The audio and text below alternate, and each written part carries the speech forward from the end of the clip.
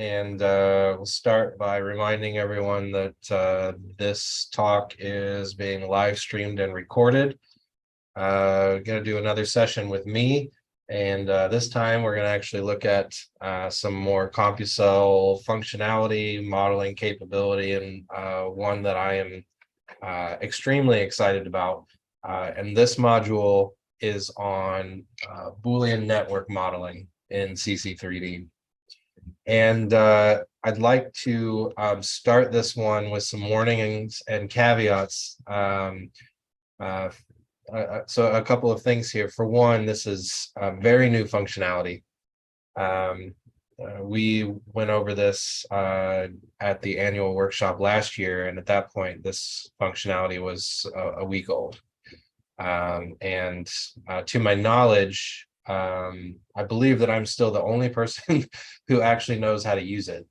And so if you find yourself asking questions, having a hard time getting an answer from anyone besides me, that may at least in part be due to that I think I'm the only one who's actually worked with this capability extensively at this point. So bear with us. There is extensive documentation on this module available in the online documentation, which, like everything else, your go-to when all else fails, is the online documentation. And so this one is available just in the Python scripting manual. There's a whole section. You can search for the name MaBoSS, MaBoSS. You can search for that, and you will find a button on the left-hand side of the manual that will take you to a whole page dedicated to all of the details and intricacies of what we will discuss today. This is a very difficult section of the functionality to get through in like really interactive hands-on work. And so we're going to do something like a walkthrough where we look at a very simple model and see how that's implemented, and what sorts of interesting things you can do using multicellular simulation provided by CompuCell, as well as integrated Boolean network modeling with a package called MaBoSS. And lastly, so I am not an expert in Boolean dynamics. And so if you have any questions about the subtleties and intricacies of Boolean dynamics and stochastic Boolean networks, I am definitely not the person to ask. And that's okay. The point here is that there's a lot of really cool functionality that even at an entry level is really accessible.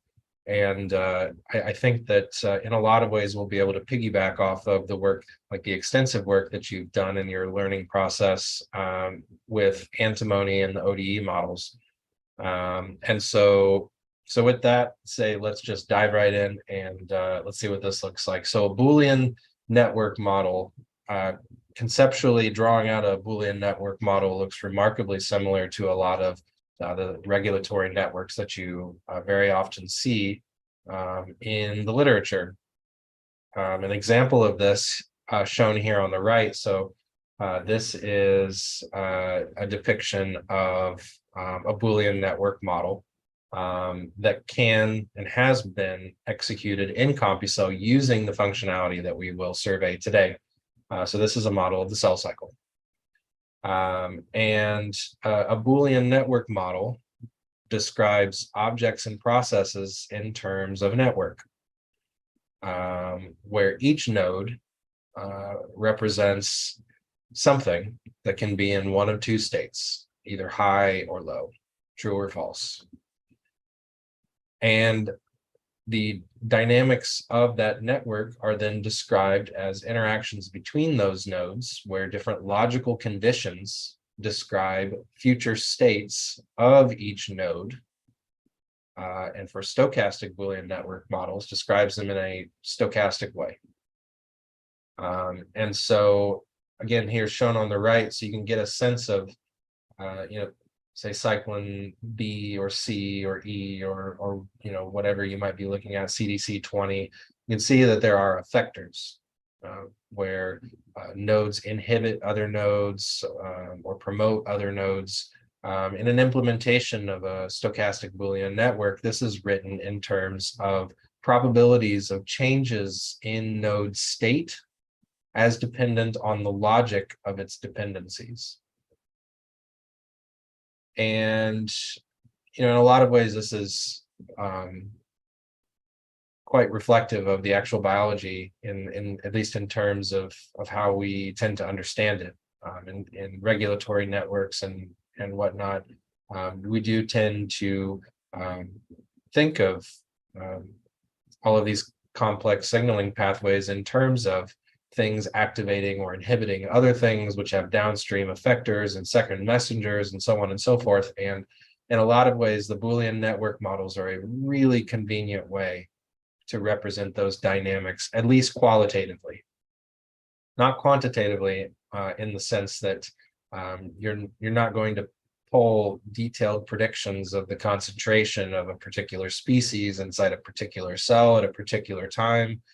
The mathematical support is just simply not there for the stochastic Boolean networks. That is the domain of the differential equations. But if say you're looking at spatial transcriptomics and trying to map out qualitatively the various chemical states of cells and the downstream effectors that lead to, say, differentiation and combinations of gene expression, in a qualitative way, the Boolean network models are probably a good place to start in terms of developing a model. And this is what it looks like. So in the bottom right, this is an example of a trajectory. This is from the same paper as the cell cycle model shown in the top right, and this cycling shown in the bottom right. So this is cycling through the various states in the state space of this particular Boolean network model. So you see a lot of sequences of ones and zeros. It looks like binary. So this sequence of ones and zeros, this is the actual state of the network at different times. And in the case of the cell cycle, as one would hope, you get a cycle out of it. Each of the arrows pointing from one state to the next, this is showing moving from a state at one time point to a state at a future time point, and so on and so forth. And one of the other convenient things about the Boolean network models is that you can discretely map out all of the possible transitions, as shown here in the bottom left. So this big circle with all of the nodes along the perimeter, this is all the possible states of this node, and each of the lines drawn from one node to the next shows a possible transition from one state to the next. So lots of interesting things that can be done here. There are lots of experts who have done a lot of amazing work dissecting the dynamics of Boolean networks, doing mappings or say smooth function representations. There are people in my group here who have done a lot of really good work on that. So there are plenty of experts to really dive into the details of this if you're not familiar, but you find yourself kind of intrigued by this. Certainly go spelunking in the literature, because there's plenty of cool work that has been done and lots of useful ways to look at biological networks in these terms. Our particular interest with integrating this was to bring these sorts of dynamics and this way of representing them into a multicellular context. And then, of course, with all the stuff that's going on inside of cells are also potentially moving around. The connectedness of their neighborhood can certainly change, and the intracellular state of a cell affects its behavior, potentially changing the way that it alters the behavior of its neighbors. And so when we think about something like a network inside of an individual cell, if that cell can affect the network of a neighbor cell, then you can think of that as one actual network that encompasses the networks of each interacting cell. Now, if you have a static configuration of a multicellular system, then you can write one static network topology that describes the networks inside each individual cell and how they interact as just connections between each of those subnetworks. But what happens when the cells move? In particular, what happens when contacts, like the connectedness of the neighbors changes. And that's where the multicellular context with CompuCell comes in. And we can simulate these Boolean networks inside individual cells, just like you've been doing already with the ODE models as specified in antimony. You can do the same thing with simulating these Boolean networks inside individual cells according to MaBoSS, which we will look at. MaBoSS is the simulator that we've integrated that implements the Boolean network models. You can simulate all of those dynamics at the intracellular level while also accounting for changes in connectedness and corresponding changes in interactions between those networks. You can also write relationships between the subcell or intracellular state according to the Boolean network and corresponding changes in cellular behaviors according to CompuCell. For example, done lots of work at this point with applying volume constraints, applying adhesion and doing cell sorting or chemotaxis. What if you write those CompuCell model parameters as being dependent on subcellular state? Boolean networks are a straightforward way to do that. And so we're gonna get into that a little bit. And this is what it looks like.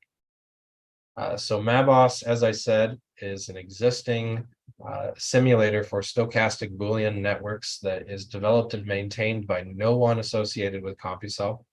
And to my knowledge, no one who's ever contributed to CompuCell has also contributed to MaBoSS, although we certainly talk. And actually, many of us met in Paris earlier this summer and shared recent progress on various projects and whatnot. So these are totally different projects developed by different teams and institutions.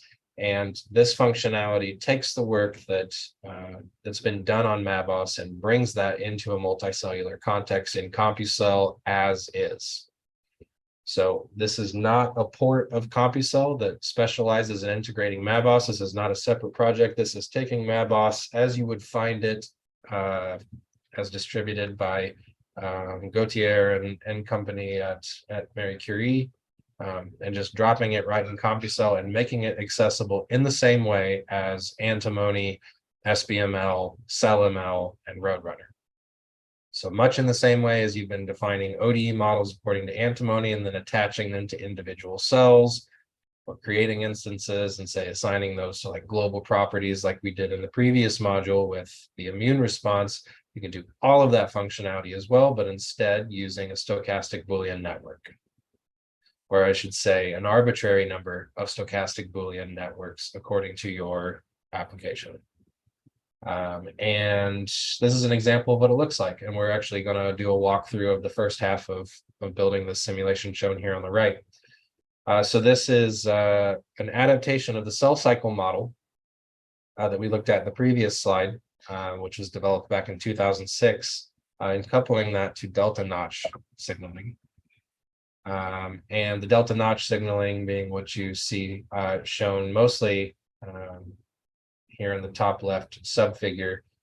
So this is wound healing with delta notch signaling mediating the cell cycle. And I don't really want to go too much into the details of delta notch signaling, but suffice it to say that there are interactions between cells such that lateral inhibition generates patterning where cells in contact with each other will be expressing either the notch receptor or the delta ligand. And you see that demonstrated here as phenotypes where delta expressing cells are shown in green and notch expressing cells are shown in red. And you'll find that there is never a stable configuration to have two delta expressing cells in contact. They will laterally inhibit each other such that after a brief amount of time, one of them will continue to be delta expressing, and the other will be notch expressing. And that's all coupled with the cell cycle model through some math that's not particularly relevant for the scope of our time together right now, but suffice it to say that that is then coupled to cell growth according to CompuCell and proliferation, also according to CompuCell. So changing the volume constraint to make cells bigger or smaller, or doing proliferation by splitting cells in half and creating say to child cells. All of that is still done according to CompuCell in this simulation, except that those processes are governed according to the stochastic Boolean network model attached to each cell. So the stochastic Boolean network governs the subcellular level processes. CompuCell reads those states and then implements corresponding cellular level properties and processes. This is an example of what this looks like in the bottom left, and we're going to build, we're not going to build it interactively, but we are going to do a walkthrough of how all of this is implemented and constructed. And hopefully this looks familiar in the sense that there is a loop of doing, say, visiting every cell in a cell list and doing some neighbor counting on each individual cell, getting the neighbor, getting the common surface area of every neighbor in a cell's neighbor list, and then doing some particular processing and information passing. In this case, doing information sharing between the stuff according to CompuCell and the stuff according to a MaBoSS model. And so that's what we're going to do. So let's just dive in and see what this looks like. So we're not doing a code along. I've got code snippets, and we're just going to talk through what we're looking at here. And the best place to start here is doing a very brief survey of how models are specified according to MaBoSS. Because again, MaBoSS implementation in CompuCell is totally out of the box as is. And so everything that's specified according to MaBoSS without CompuCell all applies here when specifying things for MaBoSS in CompuCell. And so a MaBoSS specification consists of two things. One is a specification of the network. So define the topology of a network, what are the nodes, and how do those nodes affect each other's states? And we'll call that a network specification. Don't get fixated on the details for now, just start with network specification. So you specify the topology of a network, all of the nodes and their interactions, and then a second specification, which we'll call a simulation configuration. This specification just defines the initial states of the nodes and any parameters to be used in the network specification. So up to now, we have at least discussed the fact that all of the transitions in a network, the way that the nodes affect each other, those are stochastic. And there's a probability assigned to each node changing state. And we discussed that those probabilities were dependent upon all of the upstream effectors of a node. A node can inhibit or activate downstream nodes and whatnot. There are probabilities associated with that. And in the stochastic Boolean networks, we do this by assigning actual scalar valued probabilities. The network specification does exactly that, in that there is a specification for the logic of a particular node, whether it should be high or it should be low. And then there is a scalar valued probability assigned to when a node should go high and when a node should go low. So when a node is low or false, and the logic statement assigned to that node is high, there is then a corresponding probability that that node goes from low to high. And so when incorporating the actual values of those probabilities, you can reference them in the network specification, but your actual values that you specify are done in the simulation configuration. We'll walk through this a little bit more when actually doing a walkthrough of a delta notch model. But to start, this is what we look for when we go to build a MaBoSS model: is network specification and a simulation configuration. Okay, yeah, and so let's just get right into walking through this. So I'm going to do the delta notch signaling aspect of this simulation of delta notch mediated wound healing. There are lots of applications in biology here. Delta notch is highly conserved. We don't need to get into the details. We at least discuss the extent of delta notch patterning through lateral inhibition. And so what we want to do for this walkthrough is to implement the delta notch lateral inhibition model such that we can produce cells that will do lateral inhibition to where we get spatial patterning of delta and notch expression. So again, this will produce simulations to where you won't find delta expressing cells in contact with other delta expressing cells. Our model will produce a behavior such that delta expression by a cell will inhibit expression of delta in neighboring cells. So let's do it. So the MaBoSS implementation in CompuCell works in the same way as antimony, as well as SBML and CellML, in that you can provide a MaBoSS specification, our network specification, and our simulation configuration. Those things that MaBoSS needs to create a simulation, you can specify those as multi-line strings or as files. And you can use that information to then create simulation instances and attach them to whatever cells you want and do whatever you want with them thereafter. And so in this case, to just define a simple delta notch model in CompuCell, you can do this in your steppable script just as two multi-line strings. Just like defining an antimony model as a multi-line string, we'll do this with two multi-line strings, one for the network specification and one for the simulation configuration. And so in this very simple model, you can define a multi-line string for the network specification that just has 3 nodes. One node representing delta expression, one expressing or representing notch expression, and then a third one representing intracellular soluble NICD. Biological details of which are unimportant for now, just suffice it to say that you can use 3 nodes to do all of delta notch signaling according to this very simple representation in a multicellular context. And in a network specification from MaBoSS in general, not specific to CompuCell, but just in general, you can declare each node in a network specification by just using the keyword node, declaring the name of the node, and then starting some curly brackets. And inside those curly brackets, we'll define 3 things. The first one being shown here is what we discussed previously, the logic. This is the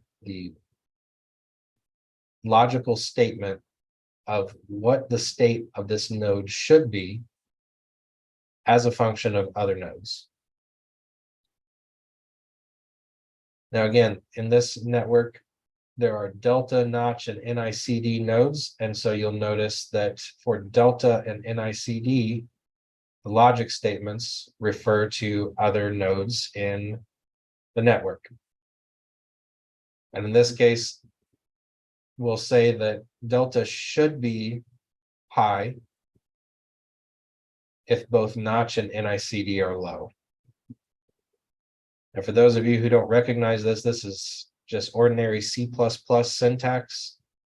So some of this is a tiny bit different from Python, but you can just reference this online in a browser by just doing basic logical syntax in C++, and it's not entirely the same as Python, but really close. So for example, this is saying the logic for delta is that it should be high if not notch and not NICD. Now, I'll remind you that this doesn't necessarily govern that a delta node will always be high when both notch and NICD are low. It's more like a suggestion that at some point will be followed, but it will be followed according to a probability that we assign in subsequent specification for this node. Now we'll do that in just a few moments, but one more thing that I want to point out here. So you'll also notice that in this notch node specification. The logic refers to something that's not discussed yet, this variable delta underscore ext. And also notice that there's a $sign here. So delta ext.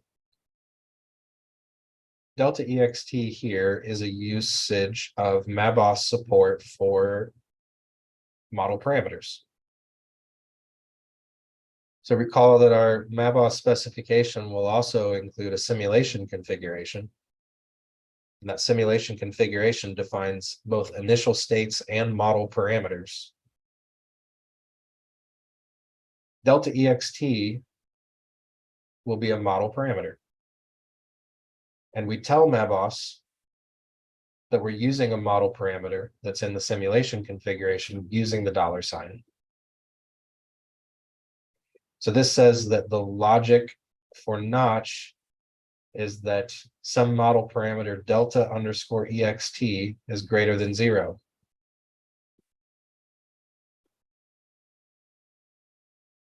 Now this is a setup for doing this in a multicellular context. And this requires a bit of foreknowledge as to some of the basic capability here.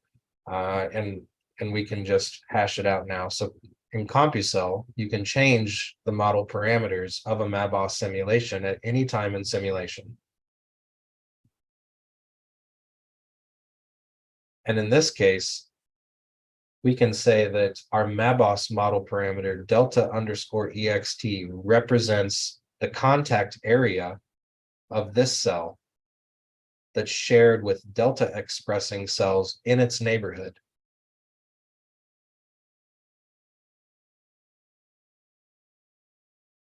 So our CompuCell simulation will read the contact area of a cell with delta expressing cells and then pass that measurement into a MaBoSS simulation using the model parameter delta ext.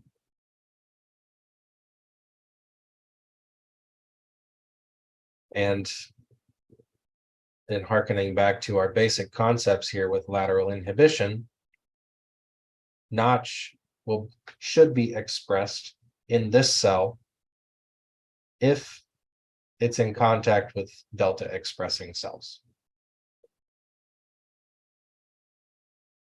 So that's the requisite foreknowledge required here for our application, that our CompuCell steppable will count the contact area of a cell with neighbor delta expressing cells and then pass that into our MaBoSS model, and that will affect the logic of our network.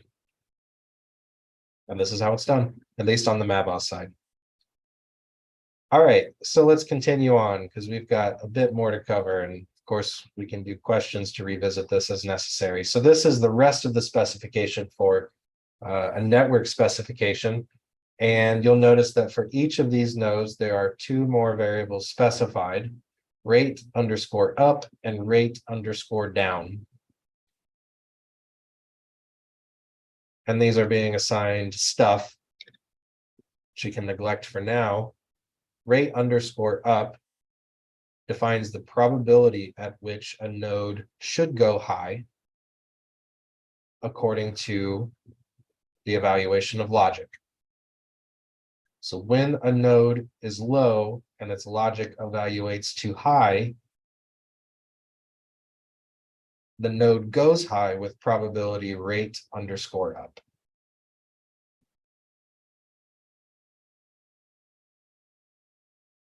Otherwise, and that's the catch, otherwise it can go up with a secondary probability should your model specify it. And we don't specify it in this model, which is why I'm not really drawing much attention to it for now.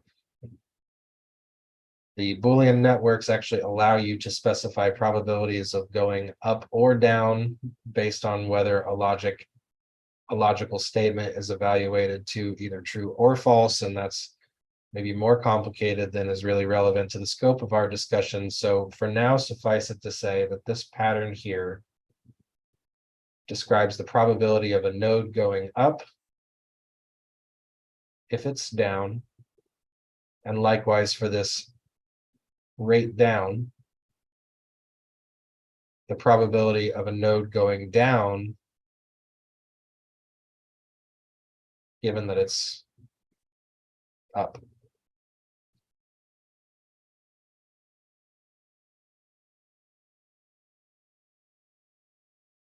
And that's the syntax. That's the whole thing. So for a node specification or a network specification, you can define an arbitrary number of nodes, define arbitrary connectivity between all of them, according to your conceptual model and how you want to describe it as a Boolean network.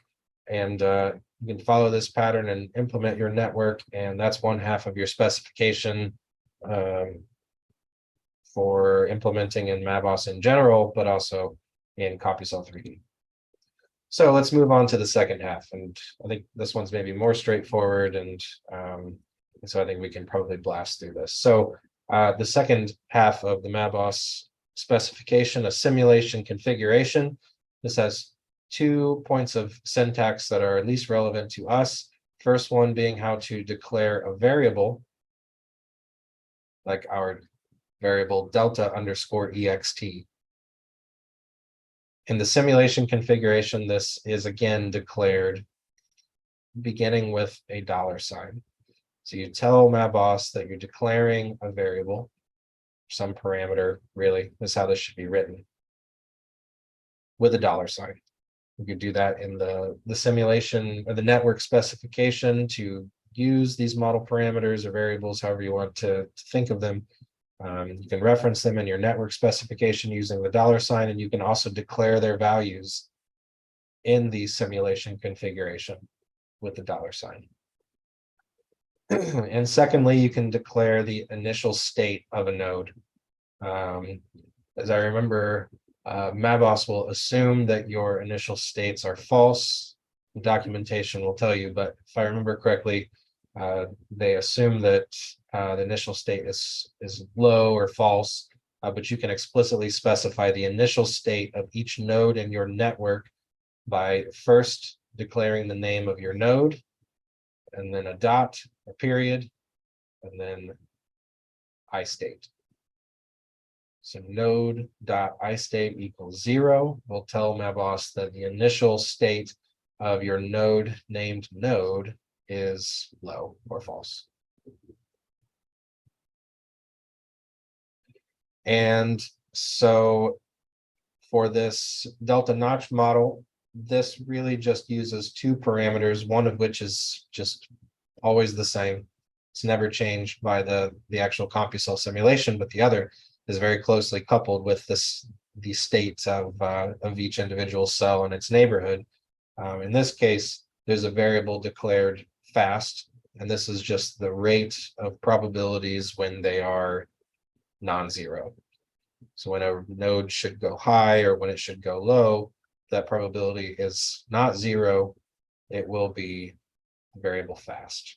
And that's just declared as 10. Units are arbitrary and unimportant for the scope of our discussion right now. And then secondly, declaring a value for our variable delta underscore ext. Again, the CompuCell measurement of the contact area with neighboring delta expressing cells. And we'll just specify this as being equal to 0, just assuming that a cell starts out as being in contact with no delta expressing cells. And then just initializing all nodes equal to 0, just a totally inactive subcellular state. And that's it. That completes the specification for this delta notch stochastic Boolean network model. So those 2 multi-line strings are all we need. And so we can start building MaBoSS simulations and attaching them to cells. And one more bit of preliminary work that's more good practice than anything. This is really just to show off a bit of detail for the MaBoSS implementations, and that is that there are a couple of different ways of measuring time and dynamics in MaBoSS. The details of which I will refer you to their documentation because it's mostly outside of the scope of our discussion here. But MaBoSS Boolean network dynamics, they count integration of the network through its various possible states, with a couple of particular things like what they refer to as a time tick, and they have time steps. There's a little bit of notes here about describing the period of evaluation and integration and all of that. And now's not the time to get caught up in those sorts of things, except to say that you have control of those things when you build MaBoSS simulation instances in CompuCell, just in the same way as you do when working with MaBoSS on its own. And you can also provide a seed for the random number generator that MaBoSS uses. And so this tiny bit of like preliminary Python code that's shown here, this is the sort of code that you can dump into the top of your steppable script, importing random here to be able to randomly seed MaBoSS simulations using random's number generator, and then just declaring something like a time tick that will be used for all MaBoSS simulations in a simulation. So very simple, but just a bit of boilerplate to be able to do this in a maybe more mature and refined way. Okay, so here's more to the fun stuff. So hopefully this looks familiar. Hopefully you've attached enough antimony models to cells at this point to recognize this pattern that, much like the steppable has a method called self.add antimony to cell, there is also, as one would hope, a method defined as add MaBoSS to cell. And it does the exact same thing. Except, of course, instead of taking your antimony model specification and building a corresponding Roadrunner ODE simulator, now you're passing a MaBoSS model specification as well as a cell, and telling CompuCell, build a MaBoSS simulation instance according to my MaBoSS specification, and then attach it to this cell. Now, there are ways to access the corresponding MaBoSS simulation instance that's created. Access also follows the same sorts of patterns as when accessing ODE models. You can access them the same way, and you can also interact with and manipulate both the network and the model parameters defined for it, all in real time during simulation, and in as close to a similar interfaces with the ODE models as I think is possible. And in general, you can access, well, I should say you can define and instantiate as many MaBoSS models and attach them to a cell as you please. So you can have lots of MaBoSS models defining lots of different, say, regulatory networks and attaching them to each individual cell, just like with the ODE models. You can instantiate as many as your computer can possibly handle. And then you can also get access to each of those model instances using the cell property MaBoSS.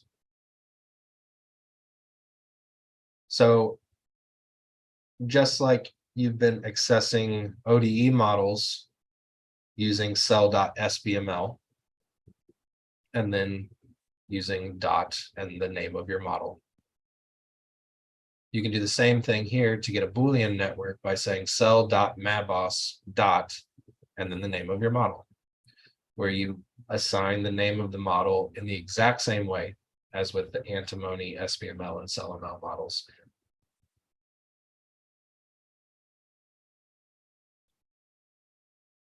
And so in the case of the delta notch model, this is what this looks like. So this particular example here defines a steppable that has a start method that, after instantiating however many cells and creating them using, say, the blob initializer or whatever, however you've created some cells, this steppable during the start method will loop over every cell in the cell list and just take the multi-line string for the network specification and the simulation configuration, and it'll pass those specifications, the time tick, a random seed, pass all of that to add MaBoSS to cell for each cell while specifying the name delta_notch. So again, the multi-line string for the network specification and the simulation configuration are both passed, as well as parameters for the MaBoSS time step, time tick, which we are mostly glossing over. Optionally, a seed for the random number generator, and then just specifying which cell to attach the corresponding MaBoSS model to and what name to assign to be able to access it later. Now, in this case, when assigning delta notch as the model name, that means that after this call, we can then say cell.maboss.delta notch, and that will give us a working live instance of that MaBoSS model as a Python object, and you can change everything about it except the topology. Of course, you can set the node states, you can set model parameters, all sorts of different manipulations that you can do. You can read and write node states much in the same way that you can read and write model parameters and variables in an ODE model. So if we have a cell and say we assigned the name of our model as my model, then we can get an instance of the MaBoSS model that has already previously been instantiated, saying cell.maboss.myModel. That is the MaBoSS model that was created when calling self.add_MaBoSS to cell. Now, the MaBoSS model instance has a Python interface for getting the node or any node by name, just like you were interacting with the dictionary. So for example, if we have a cell and we've previously attached our delta notch model, we want to know some information about, say, the NICD node. We created the delta node, the notch node, and the NICD node. And we want to know information about the NICD node of a particular cell. We could say cell.maboss.myModel, and then pretending that it's a dictionary, which it is very much not. But you can access the nodes much like you were accessing a dictionary, just passing the name of the node as a string.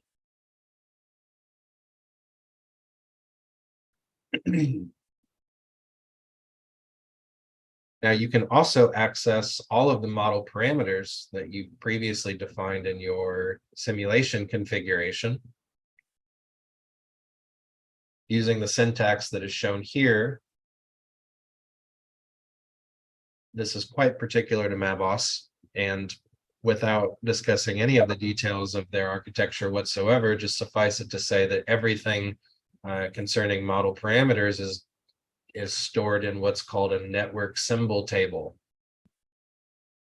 And you don't need to know what any of that means to be able to work with all of the model parameters that you've defined in your simulation configuration. All you need to know is that you can access them by first referring to your MaBoSS model and then saying .network.symbol table. All you need to know.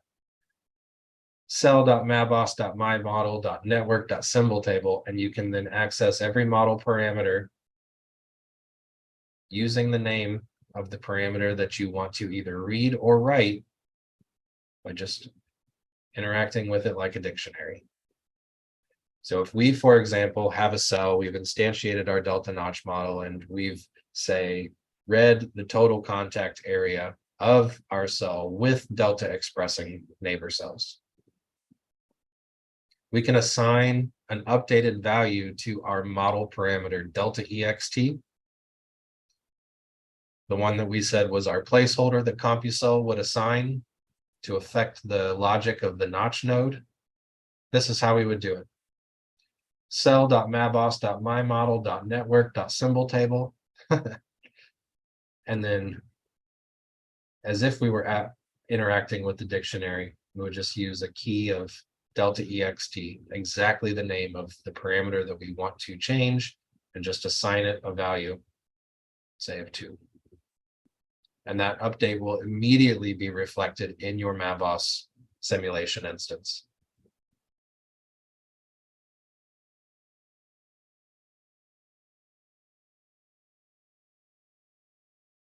And lastly,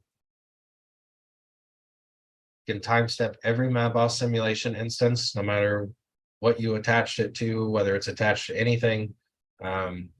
Just like with time step SBML, for the ODE models, you can do the exact same thing here by saying in any steppable self.timestep MaBoSS.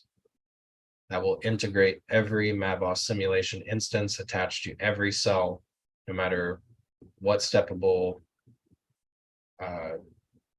attached the model.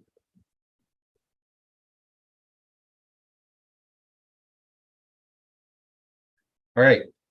So again, all of these details with more things than we really need to get into today, all of that is documented in the Python documentation. So if any of that's unclear, or it feels like we're just kind of, blowing information by your head, don't sweat it. And if you want to know more about all the additional functionality, because there are lots of other features, check out that documentation, and you can get a sense of how you can really dive into the details on exploiting this interaction between CompuCell and MaBoSS simulations. For now, we can just take a look at what it actually takes to write some code in the step method of a steppable that can go through this process that we've already discussed a couple of times about actually counting delta expressing neighbor cells and then assigning the corresponding measurement to a MaBoSS model. And in fact, we've actually already looked at this code at least a little bit. So if we're interested in taking this measurement for each cell in our simulation, presupposing that our start method assigned our delta notch simulation to every cell in our simulation, then at every call to our step method, we can then do a loop over the cell list, fetch our MaBoSS simulation instance, and then count the number of delta expressing cells contact area with our cell of interest. And take that measurement and then just assign it to the delta ext parameter of the MaBoSS model. And that's all you see here. So let's just step through this one line at a time. So for cell and self.cell list, probably many of you are having dreams of that line of code at this point. But the new line here being that at line 67 shown here, MaBoSS model equals cell.maboss.delta notch. Now recall that in our start method, we called self.add MaBoSS to cell. And one of the arguments that we passed was that model name equals delta notch. And that allows us to retrieve the MaBoSS simulation instance that was attached to that cell. Again, using this syntax, cell.maboss.delta notch. That gives us our network. And now what we would like to do is loop over every neighbor of our cell and measure the contact surface area of our cell with that neighbor, but only add that to our measurement if the cell is expressing delta. Because what we want is a measurement of the total contact area of our cell with delta expressing cells. Now, like everything else in Python, you can write that 100 different ways at least. The really easy way to do that for our intents and purposes is, of course, first to get the cell neighbor list from CompuCell, which CompuCell steppables conveniently provide. Just do a loop over every neighbor while also being provided the common surface area with that neighbor. And of course, first we want to check to see, is this neighbor the medium? Because we're interested in delta expressing cells. And so say for every neighbor in our contract, our common surface area, if that neighbor is a cell,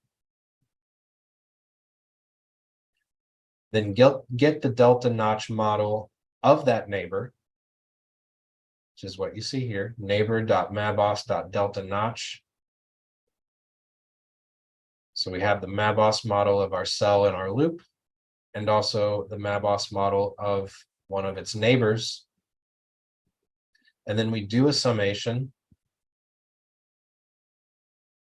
of the common surface area with that neighbor multiplied by the state of delta in the neighbor, which is to say,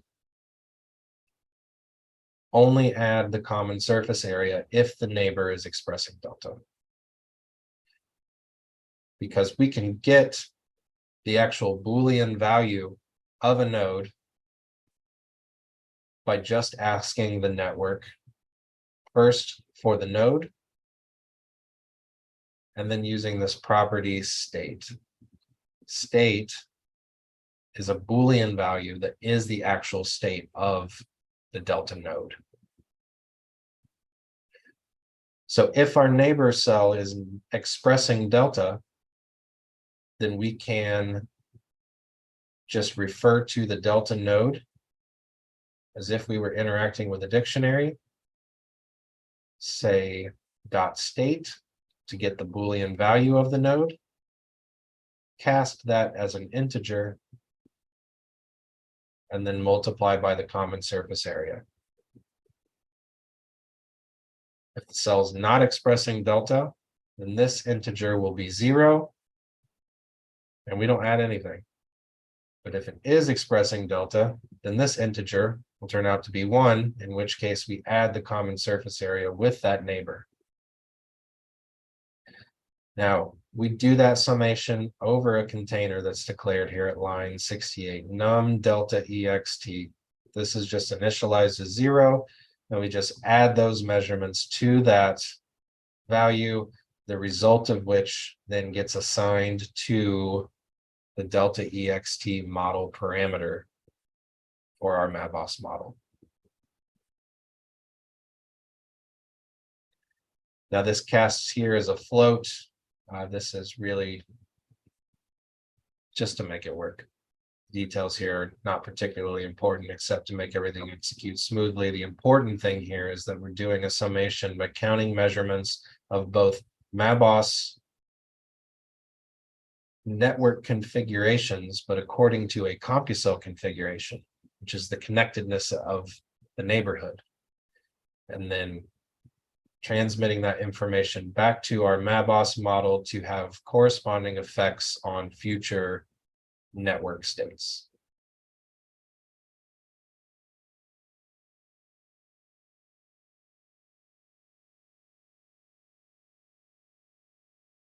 And let me stop there and answer just a couple of quick questions. So first question in the chat here, how do we determine the value for the fast variable? That's a great question. So the fast variable, according to our simulation configuration, that is just a MaBoSS model parameter that is totally determined by however you're using it.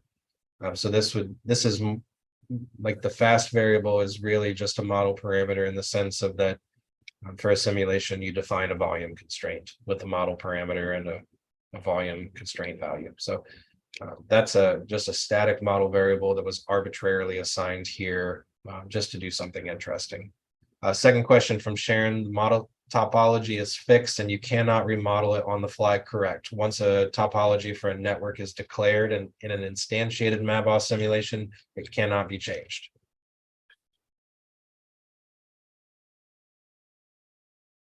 Okay.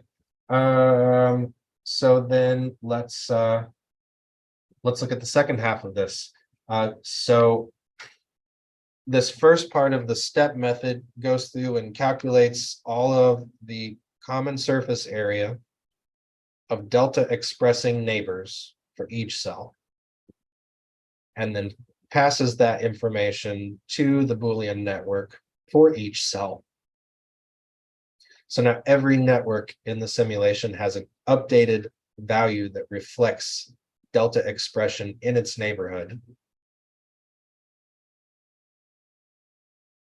And so what's next then is to get the next state of the network, integrate all of the Boolean networks to get updated network states to do more stuff. And as we briefly surveyed a few minutes ago, this is as simple as just calling self.timestep MaBoSS within a steppable. And that will integrate every MaBoSS instance in the simulation. And so, having done those previous computations to upload new information to the MaBoSS networks, this call here at line 75 then updates all of the MaBoSS networks. So now we have new updated network states for each cell. And so the next thing we can then do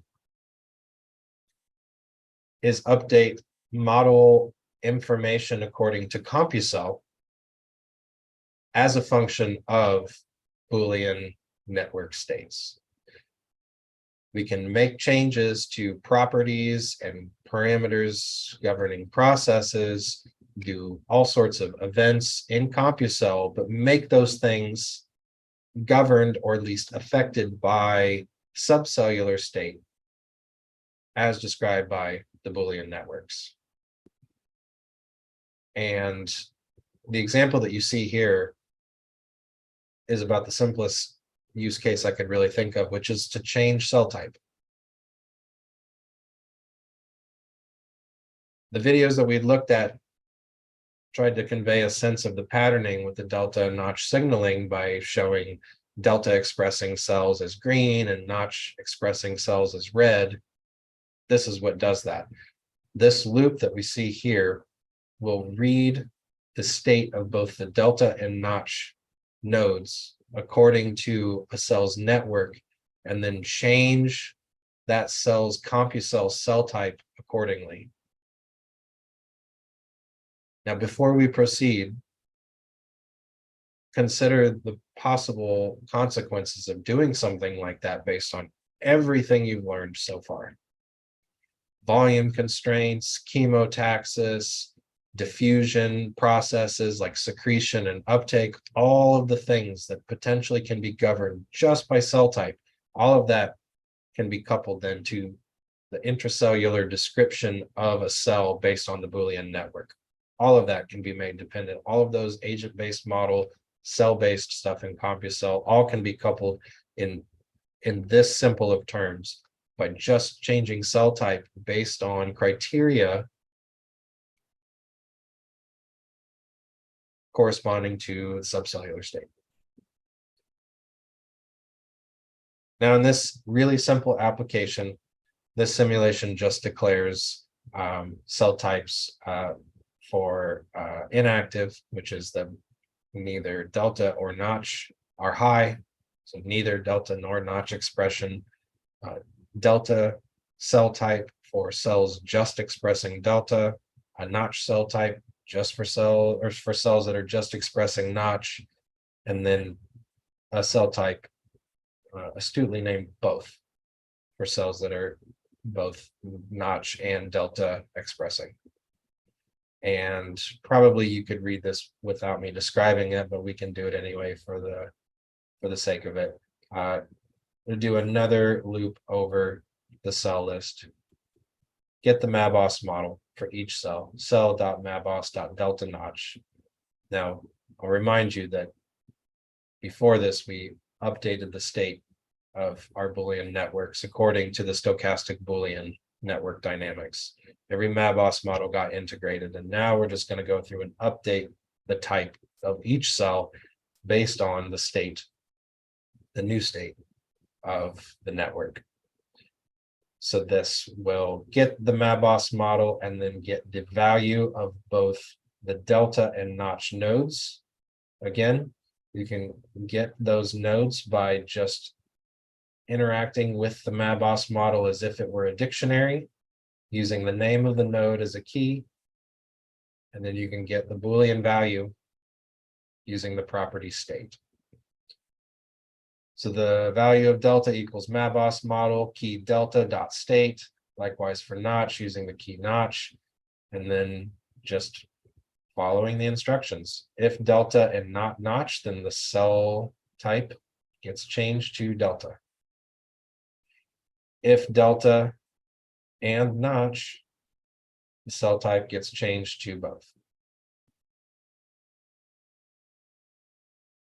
And then a condition for setting the cell type to notch, and a condition for setting the cell type to inactive. That being the case, again, where both delta and notch are both false or low.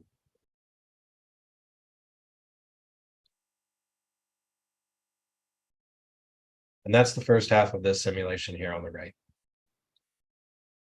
So all of the same simulation dynamics that you see going on here, as indicated by the cell type, this is all the consequence of doing that phenotype or cell type updating based on the state of the Boolean network for each cell.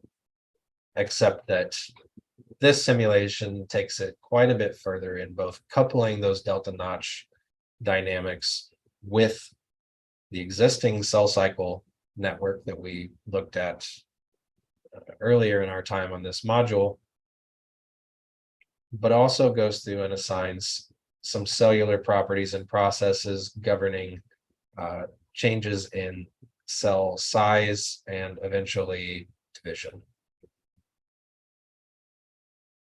Now, the simulation source code for all of this is shared in the student resources.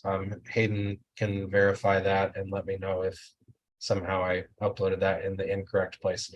But you can go through and see how this can be done in a much more, biologically realistic way.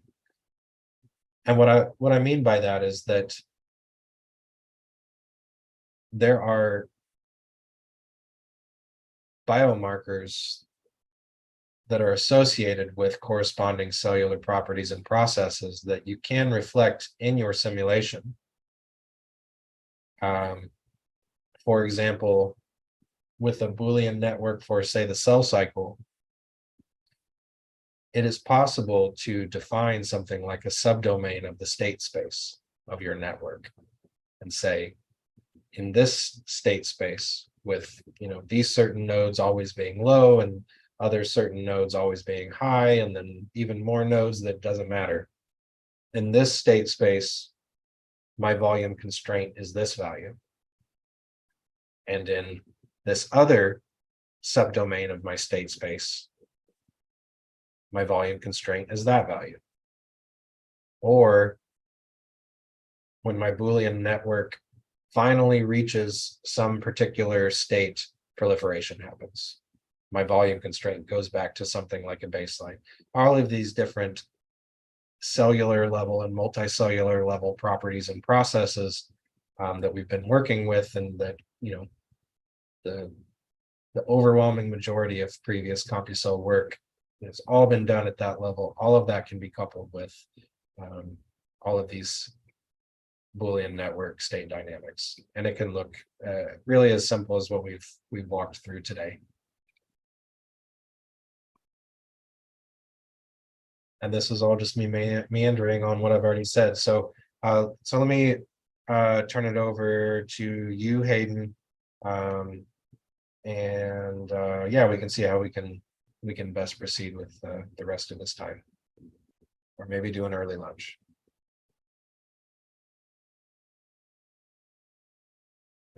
All right, thank you, TJ. Any questions for TJ here? We've got,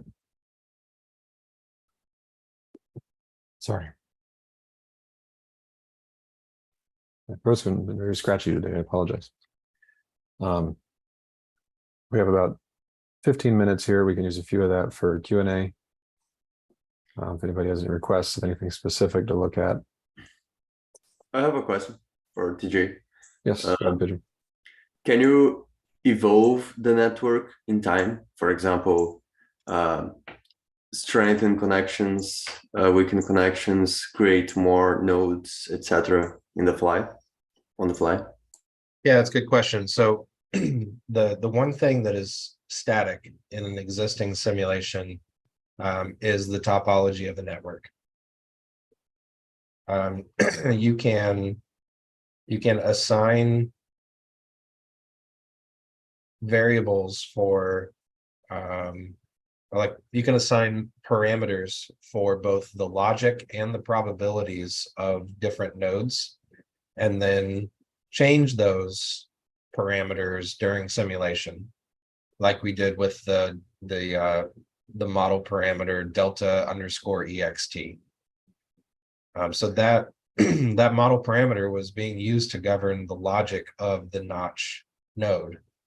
And that was being changed every simulation step, all dependent on the neighborhood of a cell. All of that is fair game. The one thing that you can't do is change the topology of the network. So you cannot create more nodes or destroy nodes. Of course, you can synthesize, you can kind of like artificially, kind of emulate those sorts of events, so long as you know all possible topologies that you would want to consider. For example, if you know that at some point a node is going to be added to your network, you can sort of emulate that by having model parameters that just make sure that that node only interacts with the rest of the network, say, according to the criteria that you say is actually a topological change. But as far as the actual like real topological dynamics, it's not supported. It's part of why MaBoSS is so blindingly fast, because it's an extremely fast, extremely lightweight simulator.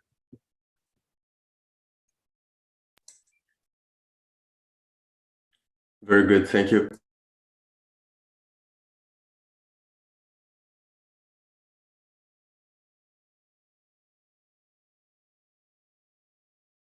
Any other questions for TJ?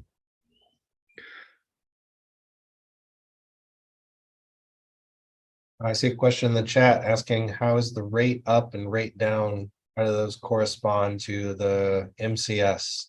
And really the full answer is they don't. At least not in any way except how you specify according to your model. The only real relationship between the two is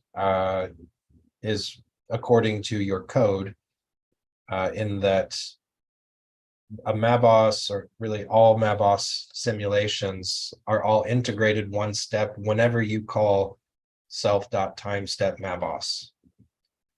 But CompuCell doesn't require you to ever call that method. CompuCell lets you call that method 1,000 times if you want to, or arbitrarily or randomly. So there really is no correspondence, except that every MaBoSS simulation is integrated exactly one time for each call to self.timestep MaBoSS.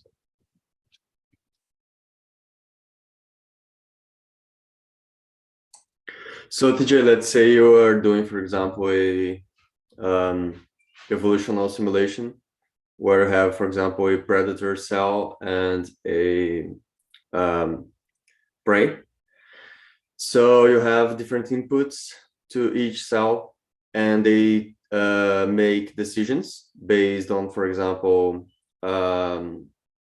sensing chemical concentrations, both from the predator and the prey, or dividing, moving, etc.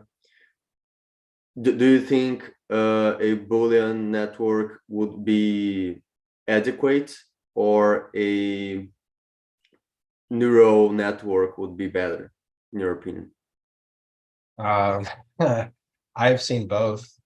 Well, in published literature, I've I've only seen lots of cases of the former case. I don't know of much peer-reviewed work yet that really does like embedding of the neural networks. It may exist and I just haven't seen it yet. Whereas incorporating like the Boolean network models into agent-based models, I mean, that's my personal opinion is that the CompuCell MaBoSS integration is one of the most potentially useful you know, instances of that sort of embedded dynamics, but certainly there's lots of precedence for it.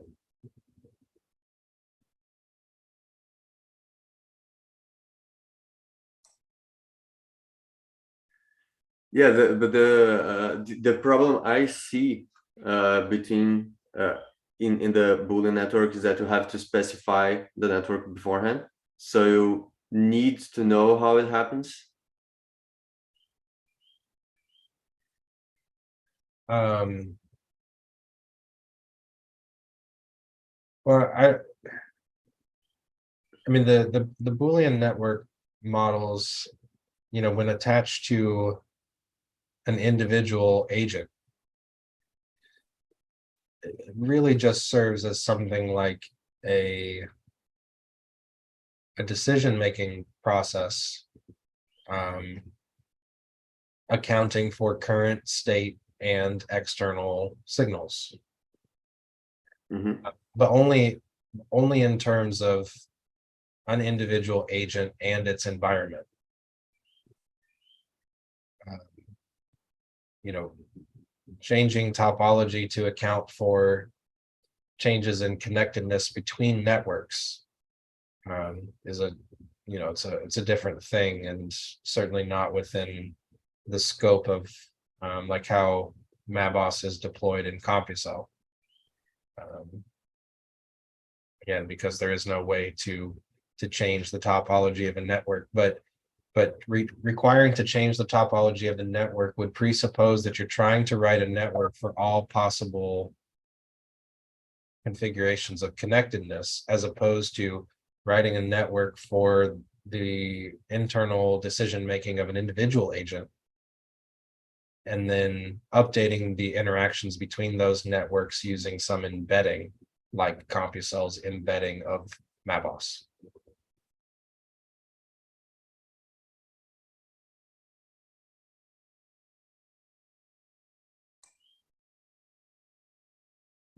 Okay. Yeah, I think about that. Yeah, it looks very powerful, but it requires understanding of the biology behind, right? Like everything else. Yes, like everything else, yes. Yeah, good questions.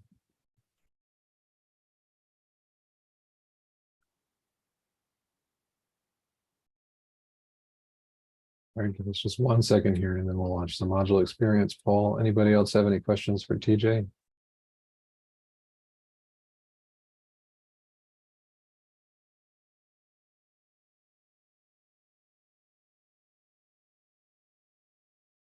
Like James said, you can ask about other things too. We've got a few extra minutes here. So I'm going to go ahead and relaunch the poll.